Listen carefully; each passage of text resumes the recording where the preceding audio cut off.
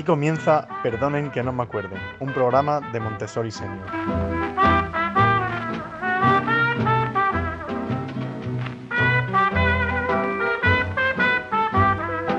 Seguimos en Perdonen que no me acuerde, pero ahora estrenamos una nueva sección que se llama Tomando un café con gente que es bien.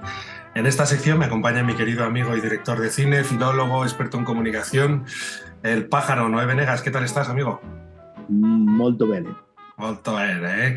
Me hace mucha ilusión que estés aquí conmigo, que puedas compartir así estas conversaciones con gente que es bien y espero que lo disfrutes. Bueno, Como tú sabes, esta sección es dinámica, ¿vale? Y no vas a saber nunca quién traigo.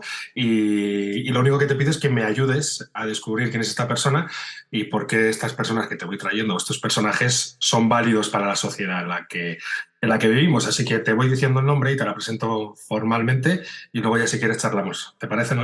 Si no es válido, a los leones, ¿no? A los leones, fíjate. Pues mira, esta semana te traigo a Alicia Chica García, que es psicóloga y una de las pros o de las profesionales más avanzadas en temas que llamamos montessorianos y sobre todo en psicología aplicada. Pero bueno, es que me han pasado tanta documentación sobre ella, el equipo de documentalistas, de Perdonen que no me acuerde, que no sabría muy bien por dónde empezar. Así que si te parece, le damos la bienvenida y lo mejor es que nos lo cuente ella. Alicia Chica, bienvenida al podcast Perdonen que no me acuerdo, es un placer tenerte aquí con nosotros. ¿Cómo estás? Bien hallada, Rodrigo y Noé. Encantadísima de estar con vosotros en este ratito de relax. Para mí esto es una raya en el agua en mi semana estresante. Qué bien, pues esa es la intención con la que nace, con la que puedas tener un cafetito por ahí, un té, lo que más te apetezca. Y como ves, solos nos oímos con la intimidad de la radio. Alicia, cuéntanos un poco a qué te dedicas. Bueno, pues mi principal dedicación durante el día tengo como dos vertientes. Bueno, tengo varias, pero las principales es como psicóloga. Estoy ayudando la labor normal de un psicólogo, ayudando a personas a mejorar su bienestar personal. Y la otra vertiente es como formadora de profesionales que trabajan con personas mayores, ya sean en sus casas, ya sean en centros de día, en residencias, en sus espacios, a que le ayuden a tener una mejor calidad de vida. Y eso lo hago a través de, bueno, pues de la divulgación del método Montessori. He leído por ahí o me han pasado bueno, que cuando fuiste madre fue como una pequeña revolución, ¿no? Y no sé si fue ahí cuando empezó tu investigación acerca del mundo Montessori o cómo nace esta inquietud. Sí, la inquietud profunda sí, pero realmente Montessori llegó unos años antes y de una forma como muy casual. Yo estaba trabajando en una residencia, llevaba ya varios años, y, y sentía, ¿no?, que las actividades que hacía con ellos, que en el día a día era como que te quedabas con la sensación de no estar llegándole a donde tenías que llegarle, ¿no? Te quedabas a veces a media, a veces no sabías muy bien cómo hacerlo para que ellos pues, participaran en las actividades, para que colaboraran en sus actividades diarias y en las que se proponían, aunque fueran de ocio, ¿no? Y bueno, vinieron una gente del norte, que son, seguramente los conocéis, de la Fundación Matías y Gema. Yo los conozco, los vikingos. Sí, exactamente. Pues esta gente vino a darnos un curso gratuito, recuerdo que era gratuito, de muy poquitas horas, y venían a hablarnos de un tal método Montessori. Yo por entonces Montessori me sonaba pues de las escuelas infantiles, pero que yo ni conocía la figura de María Montessori, nada, lo que sabe la gente de pie de calle, ¿no? Sí recuerdo que eran chicas muy jovencitas, o sea que seguramente pues estarían recién empezadas a trabajar, lo que fuera. Pero sí, eso fue un curso muy chiquitillo y bueno, y ahí bueno, fue como un abrir de ojos, decir, Dios, esto sí que me encaja, ¿no? Porque pues nos hablaban de cómo incorporar las actividades de la vida diaria no solamente a realizarlas de otra forma en el día a día, sino en los mismos talleres, ¿no? De cómo se podía guiar eso de otra forma. Materiales diferentes, mucho más cotidianos, en fin, para mí fue como un abrir de ojos. Y a partir de ahí pues empecé a investigar. Muy bueno. Pero bueno, pero yo realmente no sabía si eso lo estaba haciendo bien, regular, más no tenía ni idea.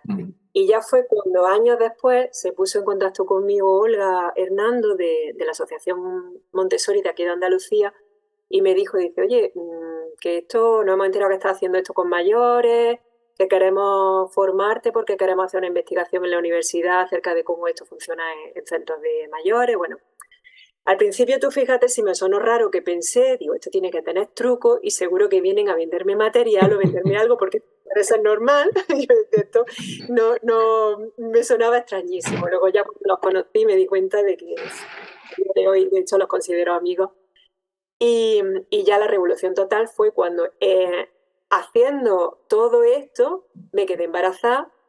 Claro, ya empecé a investigar sobre Montessori, pero aplicado a los nenes. Y ahí ya fue el éxtasis, ¿no? Ya la explosión total y ya la integración completa, tanto en casa como en el trabajo, de lo que es vivir Montessori. Así que esa es mi Qué historia. bueno. Y esto de que una asociación te contactara, ¿no? Que la Asociación Montessori de Andalucía, jo, qué guay, se ve que se mueve. Durante esta etapa que nace tu niño o tu niña, escribes un libro también, ¿no?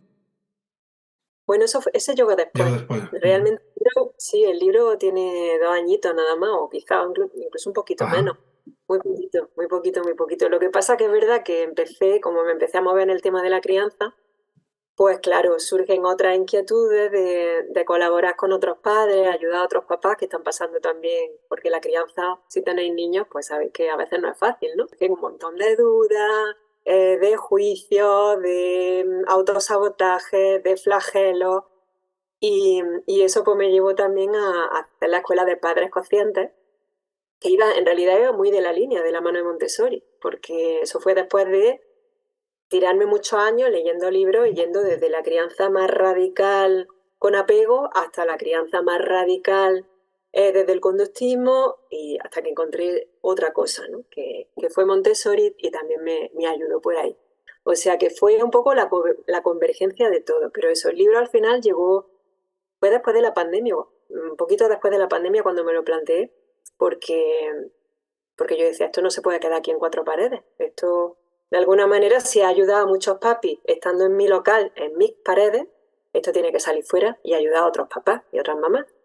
Así que esa fue la idea. Qué bueno, oye, puedes hacer publicidad, ¿eh? ¿Cómo se llama el libro? El libro se llama Escuela para ser madres y padres conscientes. Joder, ahí es nada, ¿eh? Conscientes, madre mía. ¿Conscientes o inconscientes? No he escuchado. Cons. Sí, inconscientes ya somos, inconscientes ya venimos. Ojalá hay que ser inconscientes para poder educar bien a los niños, que en realidad son eso, ¿no? Son inconsciencias puras. Totalmente. Oye, ¿y qué feedback estás teniendo del libro y cómo es esa experiencia, ¿no? De sentarte a escribir un libro y no sé si has tenido una editora, ¿cómo es ese mundo? Sí, bueno, ha sido todo totalmente autodidacta, totalmente. O sea, que has aprendido una 12ª cosa o una 20ª cosa Sí, hace 2 años. sí, Qué sí, bueno. ha sido increíble. Y quien me la corrigió ha sido mi marido, me lo traía Ajá. pobre. Y la experiencia, bueno, muy bonita, porque al fin y al cabo es sacarte de la cabeza todo lo que tienes. Estresante también, porque ya no me cabían más horas en el día y me tenía que levantar pues antes de que empezara el día para ponerme a plasmar, porque además era la única hora que yo tenía tranquila y lucidez, sobre todo en la cabeza. Lucidez suficiente, ¿no? Para escribir. Para escribir. Pero la verdad es que muy contenta. De hecho, hace 5 minutos respondí un mensaje de teléfono, de correo, de una mamá que me pedía los audios que propongo en el libro y eso para mí es una satisfacción, ¿no? El ver que pueda llegar gente que le puede ayudar y que le puede dar luz es maravilloso. O sea que una experiencia chulísima. Oye, igual esta pregunta que se me acaba de ocurrir, ¿eh? Igual no, si no quieres contestarla, no la contestas. Pero me interesaba saber, te estaba escuchando, tan inquieta de haber empezado, pues eso, siendo psicóloga, creo que porque tu hermana te indujo un poco a ello. Y todo el camino que llevas caminado, andando, o sea, que llevas construyendo cosas nuevas, incluso siendo autodidacta para publicar un libro. ¿Qué recuerdas tú de la Alicia chica de pequeña? ¿A qué te dedicabas? No sé si hacías deporte o estabas en un grupo scout o cómo eras de pequeña. La Alicia chica pequeñita era una líder. Yo me recuerdo siempre inventando, traía a mis compañeros siempre haciendo obras de teatro, me inventaba cosas, estábamos siempre inventando, era muy, como se dice, era una culebrilla. Y luego tenía otra cualidad que era pues que parecía una viejecilla en miniatura a veces, ¿no? Porque tenía esa habilidad innata que a veces tienen las personas, ¿no? De escuchar. Y mi hermana siempre me decía desde chiquitita, hay que ver esta niña qué madura es, qué bien escucha, tú vas para psicóloga, tú vas para psicóloga, ¿no?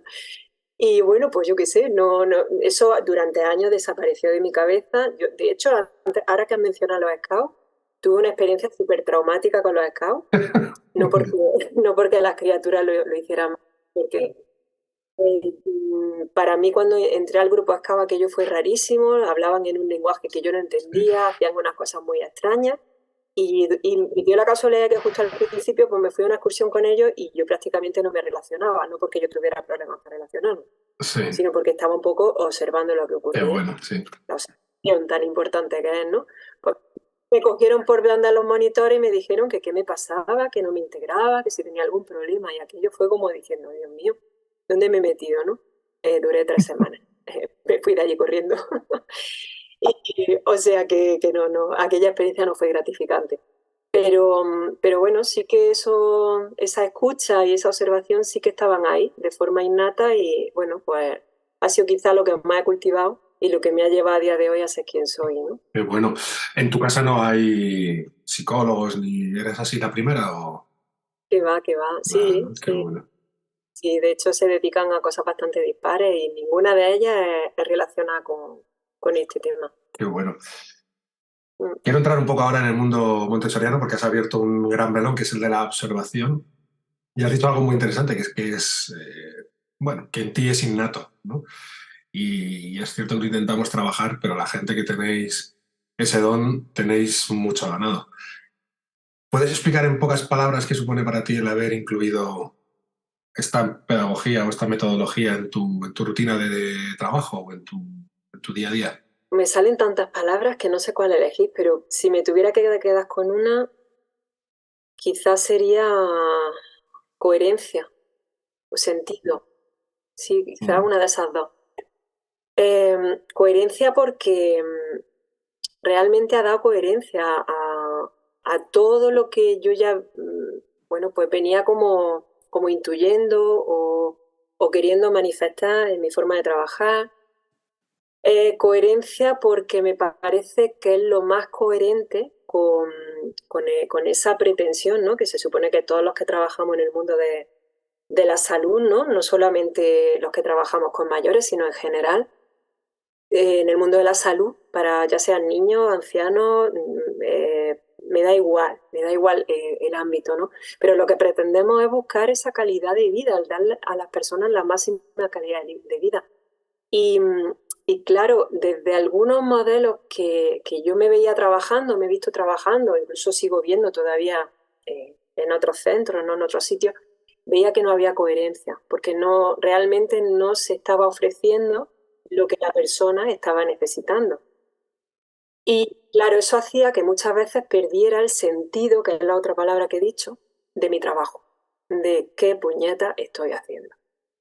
Entonces, cuando descubro Montessori, Dios mío, el que te aporte esas dos cosas es de repente como sentís que encaja el puzzle y decir, ahora tengo mi norte, ahora sé por dónde ir, ahora sé por dónde quiero trabajar y qué es lo que pretendo y qué es lo que quiero. Y creo que eso es lo principal. Alicia, yo tenía una pregunta, que es, antes de que utilizaras el método Montessori, ¿qué método utilizabas? ¿Cuál era digamos, los métodos o los patrones que utilizabas para realizar tu trabajo? Es que no había una filosofía que me respaldara. Trabajaba un poco, pues, dejándome llevar pues, por lo que se tenía estipulado un poco en la organización, pero no había una base de sustento que dijeran me aferro a esto y tienes como un norte, ¿no? Tienes como una guía, unas líneas, ¿no? Hacía, pues bueno, un poco las funciones que se me pedía según convenio. Hacía mis evaluaciones como psicóloga, daba mis informes como psicóloga, atendía a la familia y a las adaptaciones y hacía mis talleres, pero no tenía como ese lecho, ¿no? De decir, esto es lo que me sustenta. Y por lo tanto, todo lo que hago tiene el sentido y gira, por lo tanto, todo alrededor de esto. Entonces va un poco como descolgado, descoordinado. Te metes en una dinámica en la que tú te dedicas a hacer lo tuyo, básicamente, y bueno, sí, aunque trabajas en un equipo, pero cada uno hace mucho lo suyo. Y Montessori, por ejemplo, no va de eso. Montessori, sí, cada uno hace lo suyo, evidentemente, cada profesional es un profesional distinto, pero todos llevamos una línea común y existe esa filosofía de base que hace que todo cobre ese sentido. Entonces, bueno, pues si te digo una expresión muy coloquial y muy granadina, trabajaba Sí. un poco en plan compadre. No por falta de profesionalidad, sino por ese no tener esa línea que me guiara. No sé si me he explicado bien. Y hay como una ausencia ahí que, digamos, de conexión, ¿no? Digamos, Exacto. con el paciente. Sí, sí, aunque la tratas de buscar, pero eso, a veces se te queda un poco cojo a nivel de organización, a nivel de mentalidad, a nivel de plasmarlo todo eso realmente en el contexto, en la realidad de los mayores, ¿no? Y hacer las cosas un poco, pues eso, a salto de mata, ¿no? Ya, ya, ya. ¿Cómo compaginas en tu cabeza el tema de niños y mayores? Porque no sé si te lo preguntarán muchas veces, ¿no? Esto de Montessori para niños, ¿cómo lo metes en mayores, ¿no? ¿Cómo lo compaginas?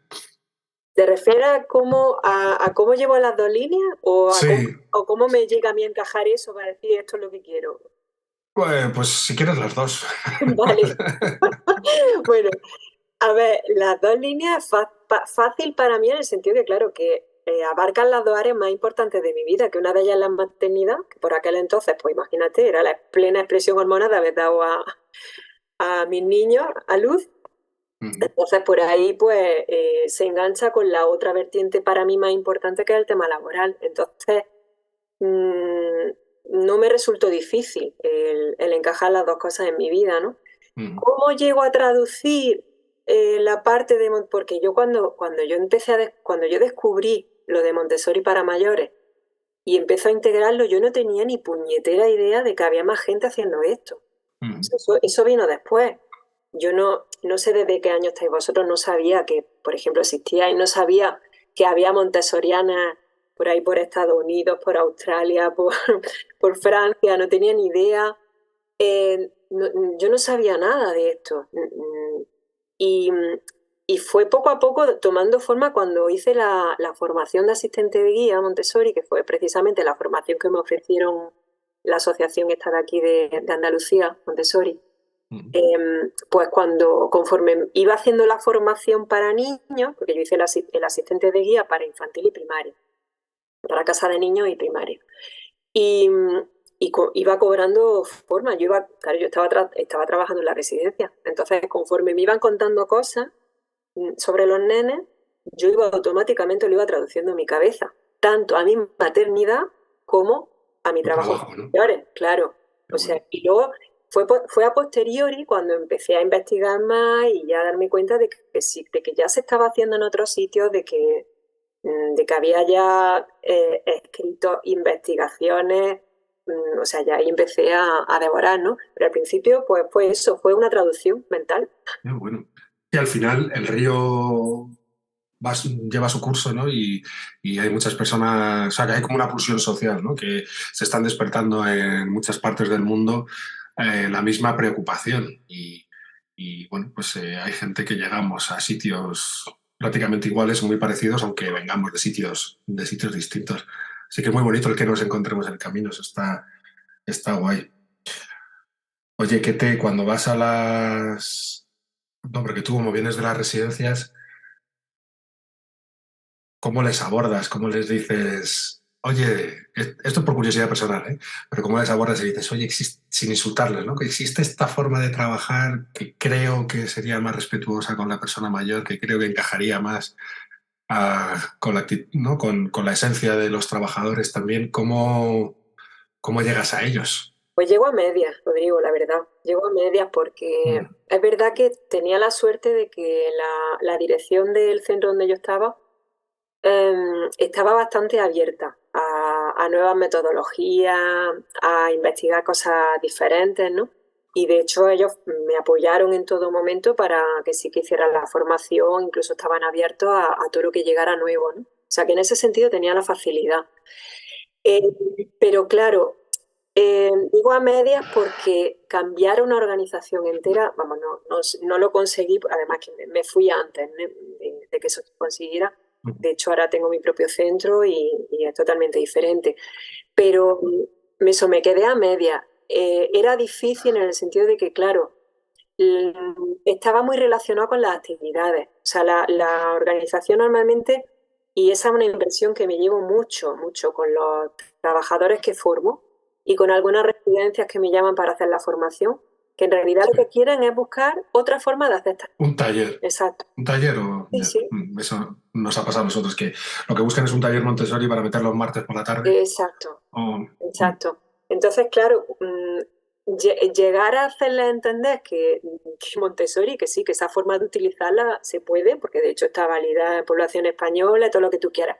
Pero claro, cuando descubres la otra parte de Montessori, que es la que no se conoce, que es todo lo que es la filosofía de vida que conlleva, es complicado que la gente lo entienda. Y te empiezan a mirar un poquito raro, sobre todo tus mismos compañeros de trabajo, que no están acostumbrados y dicen, pero esta de qué va ahora, ¿no? Así que es difícil y ya te digo, yo me quedé a medias, de hecho. Y no te llaman más, ¿no? Otros centros y otro... ¿De otros centros a qué te refieres? De otros centros de día o tal. ¿Haces consultoría a centros de día o tal? ¿O va despacio eso?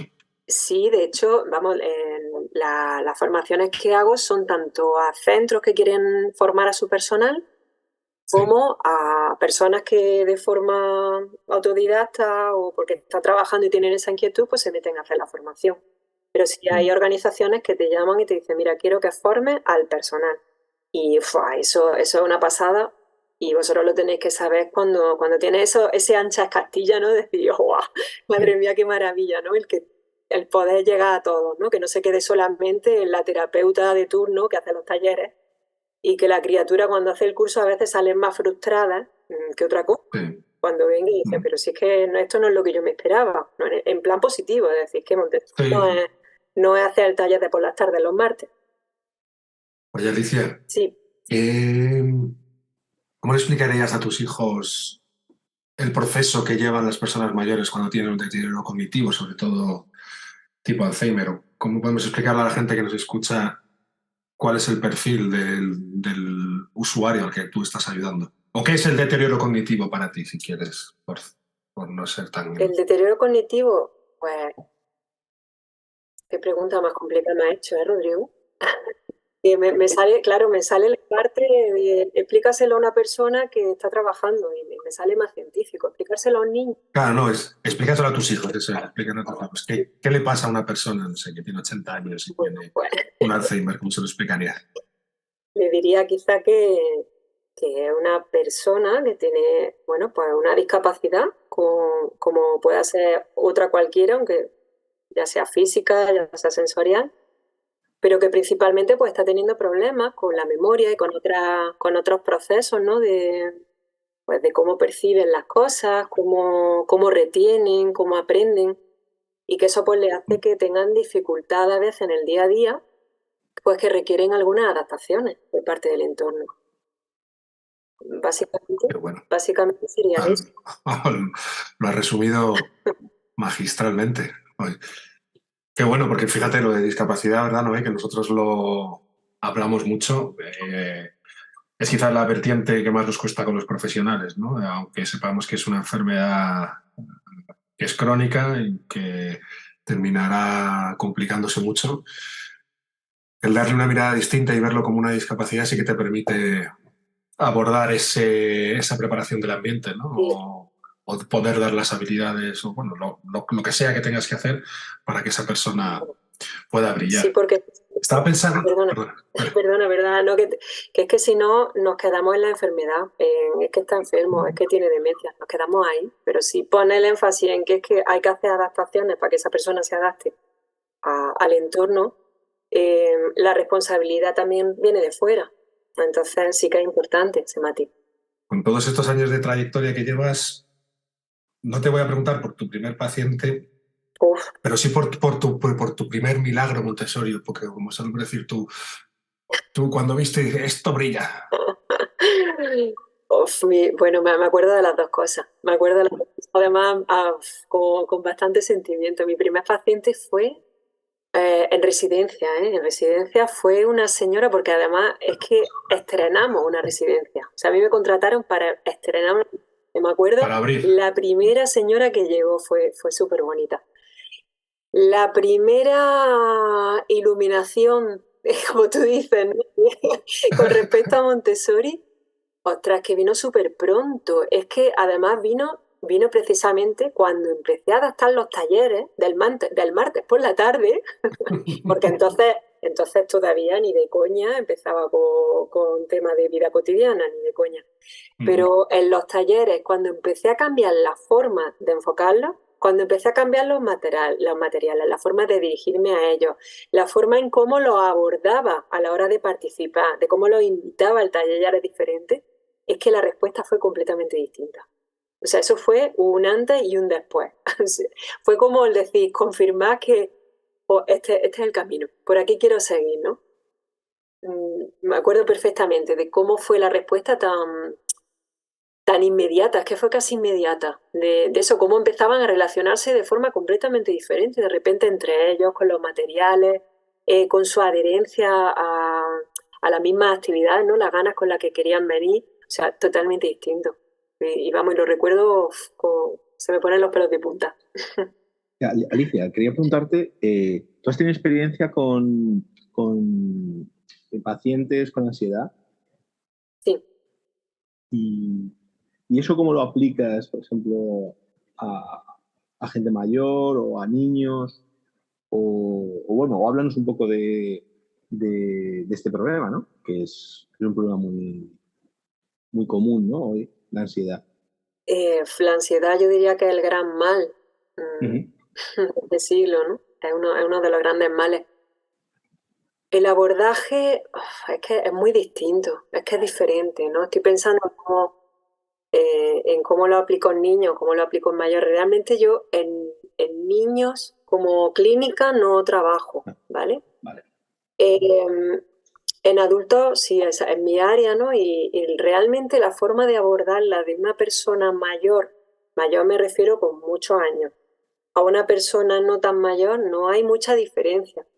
Salvo quizá la forma de explicar las técnicas, pero a mí me gusta mucho el llevarlo a lo vivencial, ¿no? No detenerme tanto en cómo hay que hacerlo, sino en hacer realmente que lo hagan. Y de hecho he tenido personas mayores que han estado conmigo en sesiones y las he puesto a respirar y las he puesto a hacer relajaciones y le he mandado su audio de relajaciones y le he adaptado un poco el entorno.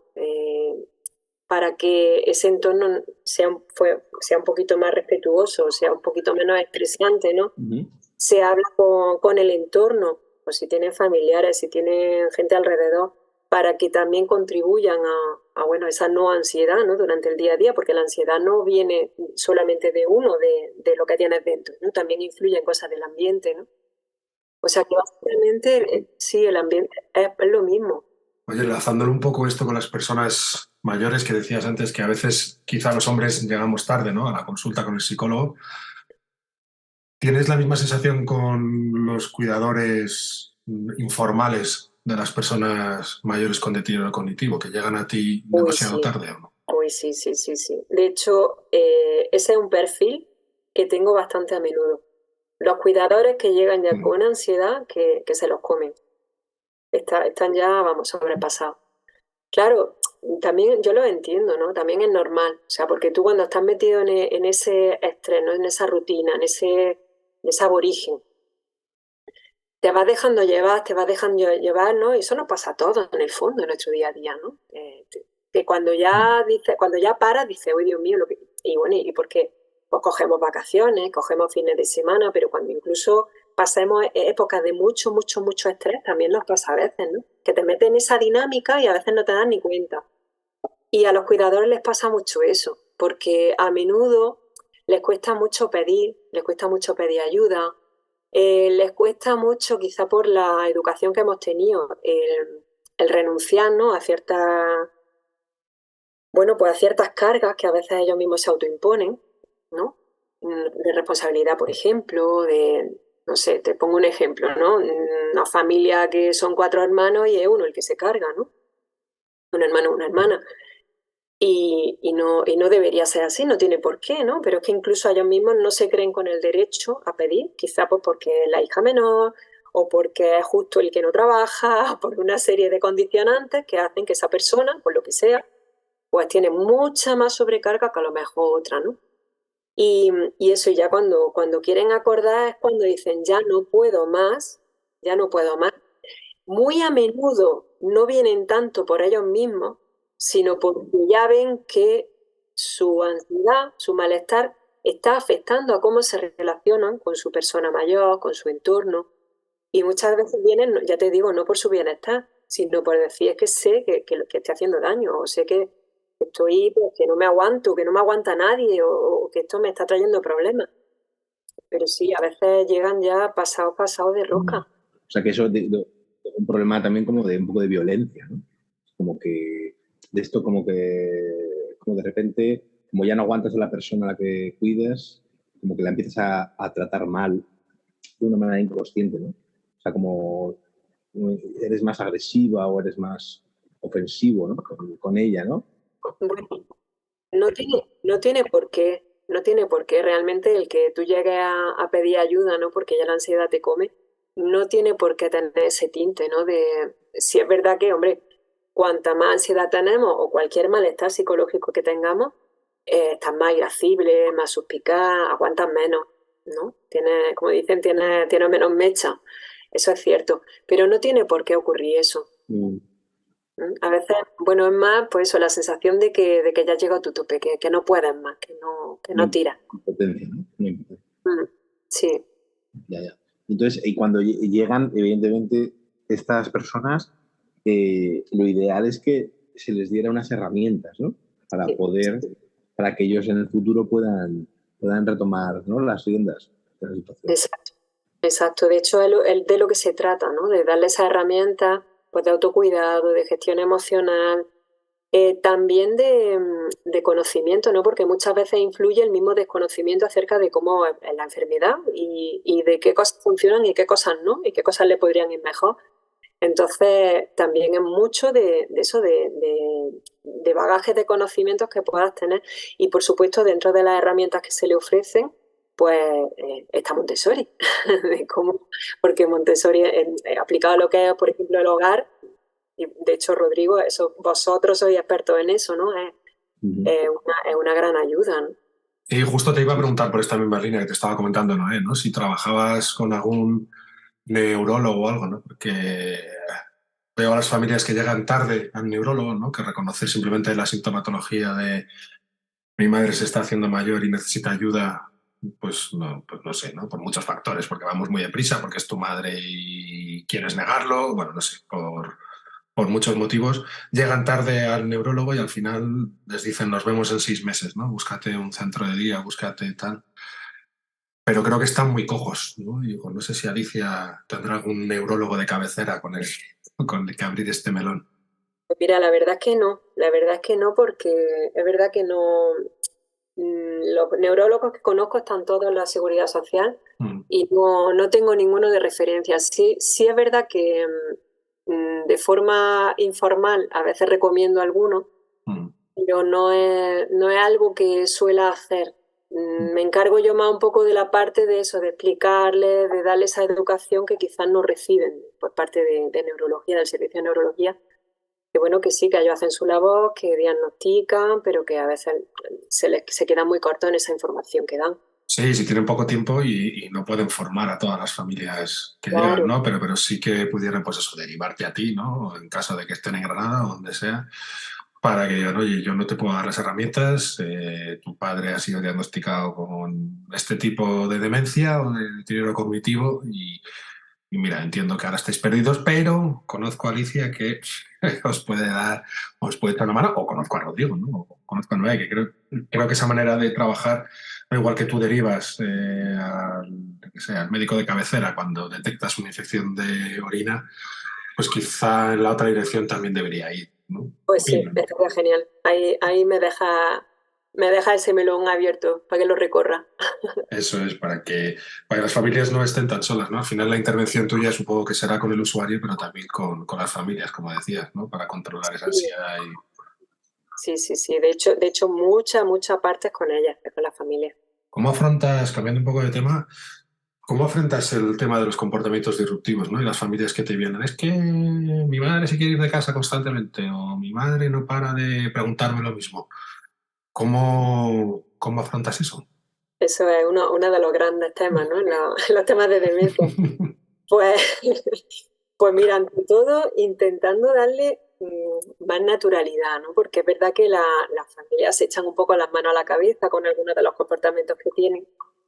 Y, y cuando les explican, ¿no? De pues, cómo se desarrolla lo que está ocurriendo en ese cerebro, cuando le explicas que algunas de las cosas que ocurren, pues se podrían controlar simplemente cambiando nuestro comportamiento de los acompañantes que estamos con ellos, algunas claves ambientales, o sea que muchas veces esas conductas disruptivas, ¿no?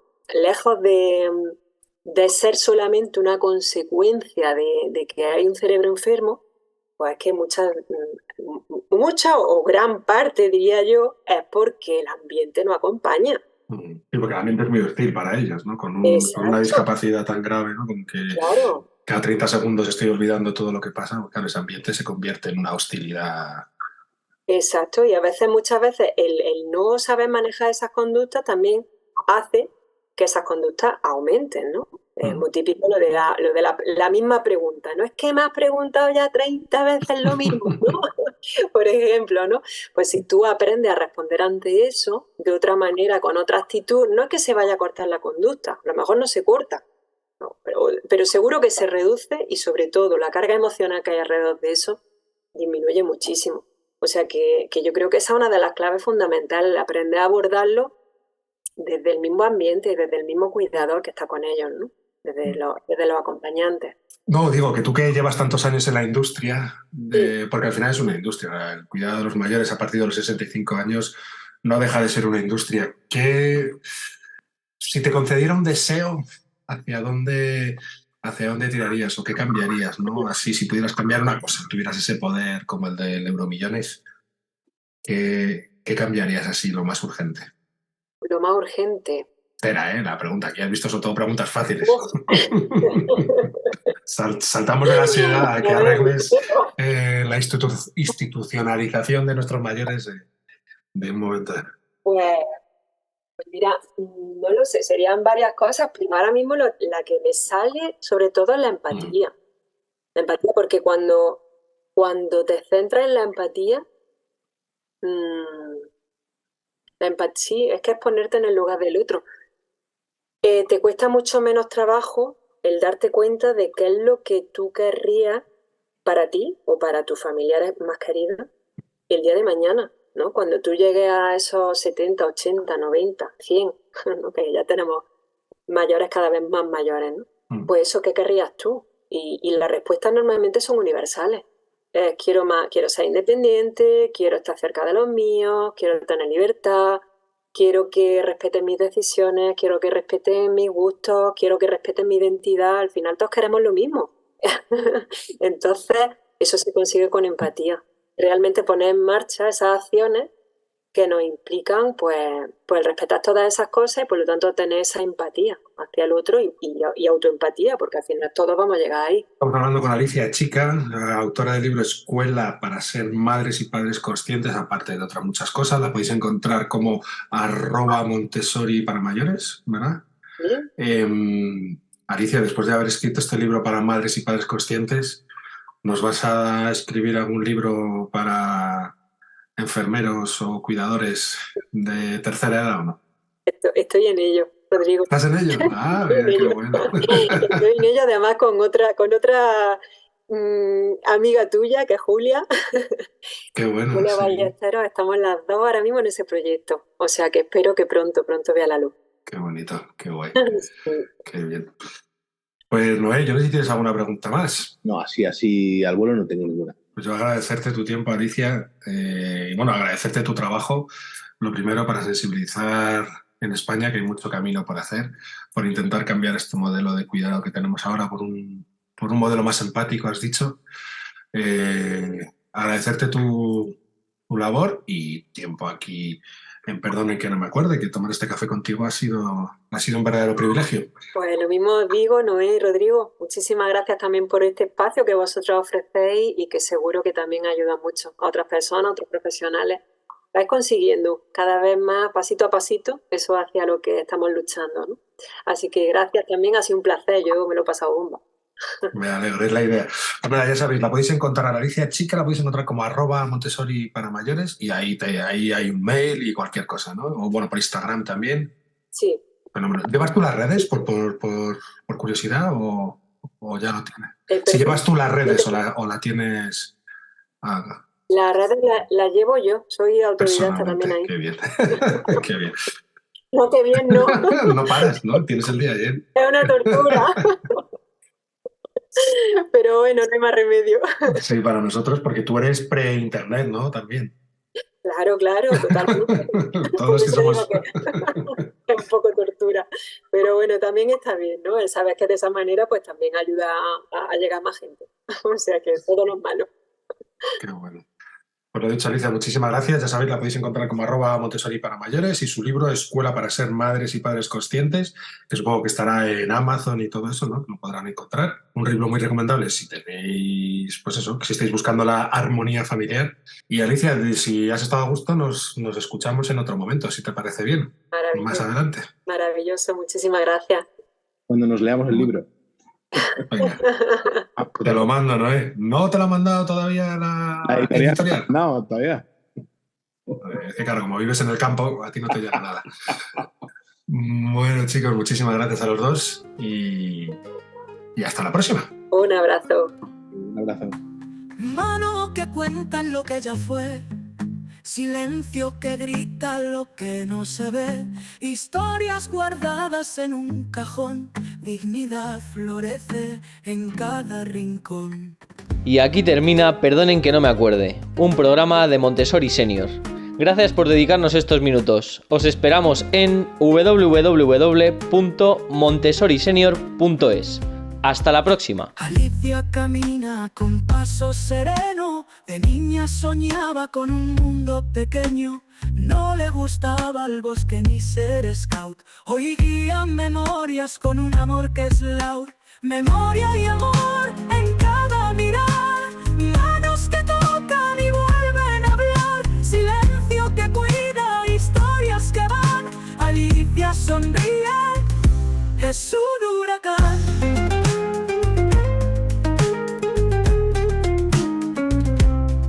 Granadina de alma, psicóloga fiel, en cada mirada hay un trocito de miel. Con ternura enseña, con paciencia da, un jardín de recuerdos que nunca se irá. Es una crack, su luz no se apaga, con cada sonrisa la vida se alarga. El tiempo respira en su caminar, Alicia transforma lo roto en hogar. Memoria y amor en cada mirar, manos que tocan y vuelven a hablar, silencio que cuida, historias que van. Alicia sonríe, es un huracán.